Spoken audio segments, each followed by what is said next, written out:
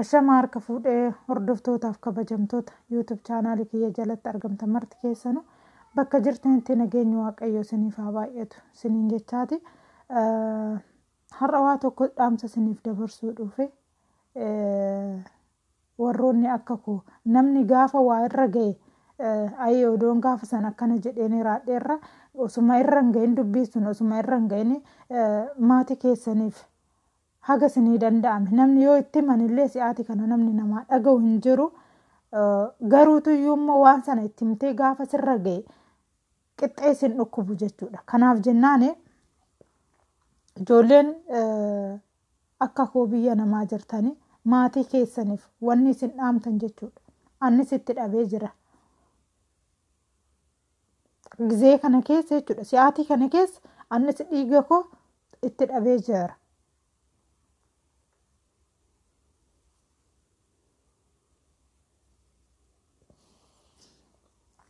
Kanaafuu hundumti keessanuu maatii keessanii warri dhaamsa dhaamsitanii maal isinitti fakkaata? Waa'ee bilchiginnaati isin haasa'inaa jedheen. Waa'ee abaa'ooti isin haasa'inaa jedhaane yoo isiniif dhagaan jechuudha. Isinii gala ani guyyaa dheengaddaa jechuudha. Ijoollee ja'a bakka tokkotti dhabneen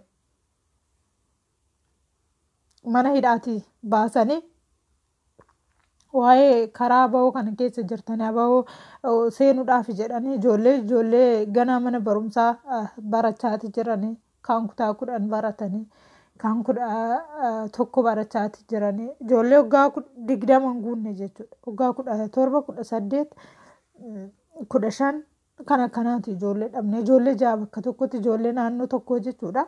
Isa keessaa kan koo durbii kiyya tokkichi boolla sadaadhinaa guutu homaa gochuun hin danda'amu jechuudha. Maaliif jennaan namni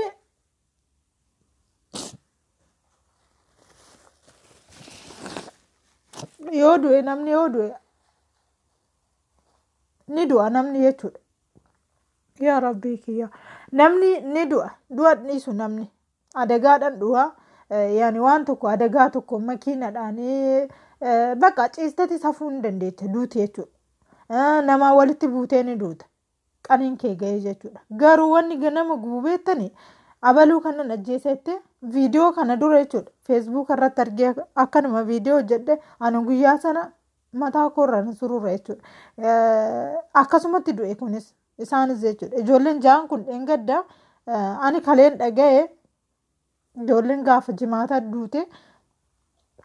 Gaafa jimaataa halkaniin baasanii to'ii ajjeesanii kaan reefi mul'ate kaan immoo akka namni fuudheen awwaalanne hallayyaarraan gadi gatanii reeffa isaaniillee namni achi keessaa akka danda'e fuunetti jechuudha. Sadarkaa kanarra jira. Harka nyaachaa jira. Biyaansi namni du'e koo reeffa fudhatee awwaallachuu danda'a yaa jamaa. Yoo ajjeesanii reeffa sana abbaan fudhatee awwaallate namarraa qallalaa jechuudha. Garuu reeffa gaafa fuudhanii hallayyaarraan gadi gatan sana itti dabalan reeffi kan fuudhamuu hin dandeenye nama 3 hallayyaa keessa jiran jechuudha. Kan fuudhanii awwaallachuu hin dandeenye. Isinii galee kaan immoo warra du'an kana kinoo koota ajjeesne kinoo abaluu ajjeesne koota laaladhanii warra gabaa kalee qidaamidha jechuudha. Biriititti kan ajjeesanii laga kotteetitti gatan jedhanii warri naannoo salaalee warri beektan jechuudha. Warra gabaa deemu uleedhaan itti gamanii too ilaalchisan jechuudha. Sadarkaa kanarra jirra. Maalumata akka kana garaa nu jabeesse qoy horiin du'e ko horii qaltee bakka san horiin gaafa ga'u ni gadoo dabar sadarkaa kanarra jirraa jechuudha. Dassinaa jedhu. Dhadhaatti dhugaa warri asteechanii dhugaan siniin jedha Rabbi asteechanii qeerroo dhaqaa itti makamaa warra abaa'oo itti makamaa jettanii birrii kennitanii daa'ima fixaatii jirtanii dassinaa jedhu. Ilaannis har'a boo'ee dhiisa. Kalee boo'ee har'a boo'ee boru nan dhiisaan hojii kiyyatti dagadha jechuudha. Garuu haadhiif abbaasaniif madaa bara baraati. Haga isaanis du'anii isa bira ga'anitti jechuudha. Sinii gala mucaan kun osoo barate ijoolleen tun osoo baratte on kanan biyya bulchuu dandeechuudha boruuf iftaan. Garuutuyyuu rakkoo tokko malee akkanatti wal fixuun kun bareedan ta'u.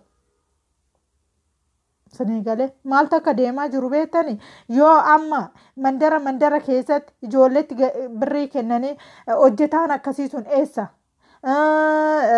Liqaambariin sun eessa manni isaa akkasittiin yoo ijoolleen warra kanatti himtee isaan immoo ijoolleen safara sana jiraate amma fakkeenyaaf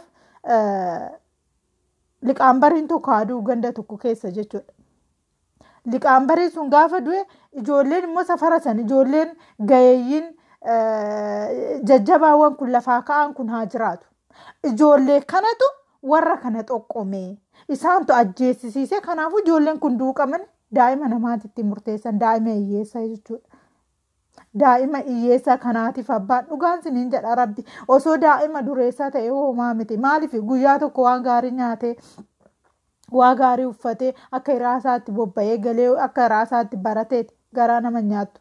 Garuu daa'imni hiyyeessa haadhii fi abbaan ofiitti rakkatanii boru naaf dabarseedhanii wajjin guddifachaati jiranii akka kanatti biyyeetti makuun ani gaarii natti fakkaatu. Kam ishii maaliif iyyinaree kan biyya namaatti akkana ta'aatii jiranii? Maaliif iyyina? Islaahoo eegaa du'anii eegaa ajjeesanii hallayyaarran gadi geetu urfatti geetu dhugaan siniin jedha. Namni anasi dheengadde homaa natti fakkaatu gaafa lolli kun ka'u jechuudha. Walaa fixxu jaruma jechaa ture arraba kiyyaa waan jedhu jechuudha. Madaan gaafa mana namaa seente nama dhukkuba. Ela takkaan keenya dhugaan siniin jedhaani kana dura sinitti himee jira. Takkaan keenya mana keenya ga'uutti jira. Eenyuma mana eenyuu hanqatu kun. Kanaafuu jalaabaa daa'ima hiyyeessaa akka dhuman hin godhina. Qeerroo hin jedhinaani. Oduma jettanuu lafaa fixanii jirtan. Haga oomii boonya qoy. Uummanni niitii abbaa meeqattaa? Suni halkan fixa. Kuni guyyaatti dhufee fixa. Uummanni meehaan itti goruu dhabee bara. Isaanis odoo immoo jabaa ta'an jechuudha. Osoo immoo jabaa ta'ee tokko jabaa ta'ee mootummaanis odoo jabaa ta'ee jara kana gara tokkotti qabee uummanni mootummaatti hirkatee jiraata. Osoo immoo isaanumtuu immoo caaka keessa deemanii hoola fara'ee gandaa nyaachuu baatanii ol baanii isaanuu akka namaatti lolanii uummanni isaan maddii dhaabbatee isaanitti hirkatee bilisa bahuu danda'a. Silaawoo ogguma waa dhaban ol baanii tooyi xush godhan achi immoo sokkanii bootaan biraati xush gochaati oolan uummanni bakka meeqatti hiramu. Okay maal goon? Eessan dhadha kan wajjin dhalanne kan dhalchan eessan dhaqa uummanni eessa dhaqa lafarraa dhalaterraa. Uummata ashaangulliitii godhatanii bakka itti rakkatu dhabee akka asirraa kofallu kanaa miti akka asirraa haasofnu kanaa miti. Namni haadhiif abbaan keenyaaf maatiin keenya gadi ba'anii ol galuu dadhabanii jiru. Namni halkanuu ani iddoon itti dhaladhe halkan muuluu deemati oolte bulte namni homaa waan akkasii godhu hin jiru. Har'a garuu guyyaadhaan jechuudha. Guyyaadhaan deemte guyyaadhaan manatti galuun hedduu ulfaatee jira. Namni kana maal gooneef fala barbaanna jedhu hin jiru. Maali akka kanatti uummata fixanu malee hin ta'u. Jaarsi hin jiru. Qeesiin hin jiru. Sheekni hin jiru. Waajiru mara karaa seeratiin karaa sirriitiin hin hiikamu. Maali maa dhumna nu eessa dhaqa? Okay dhumee lafti gaafa duwwaatti isaan turre jiraatamu. Isaanis boruuf iftaan yoo namni isaan nama lubbuu namaa baasee abbaan sun miti kan kaffaluuf rabbii kaffala. Yoo akka kanatti dhumaati oole yoo iyyeessa namni damii sana baasuu dadhabe rabbiin hin baasa. Gaafa isaan dhumanoo lafti duwwaatti hafa. Bakka hundatti oggeen bu'ee akkas ta'e rabbi maal haa godhu numatu waan yaraa hojjechaa oola. Kanaafuu maaf kanarratti maaf namni hojjetu dhababa. Namoonni miidiyaa qabdanis as baatanii waa'ee siyaasaa waa'ee aba'oo waa'ee maali nurratti hin faarsina. Ala ati waan feete taatu hojii keetti dagatta. Miidiyaa keetti dagatta. Siigala takkaayyuu obboleessa kee obboleessa tokko taatanii dhalattan.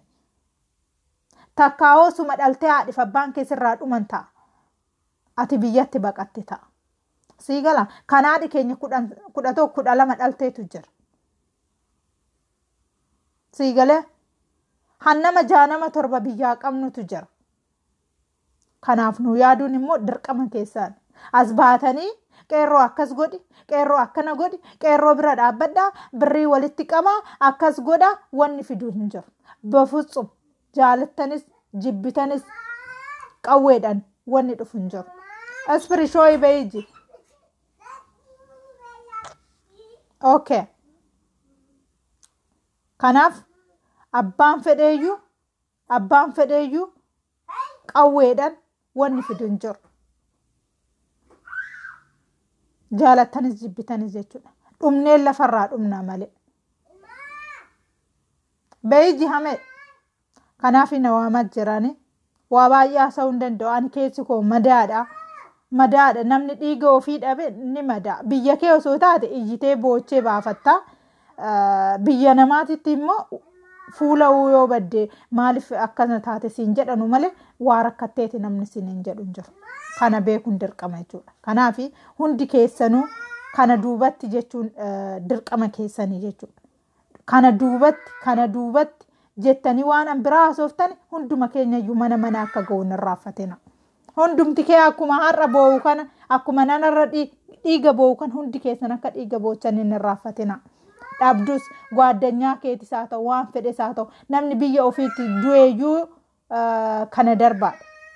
Kanaaf waa baay'ee dubbachuun barbaadu.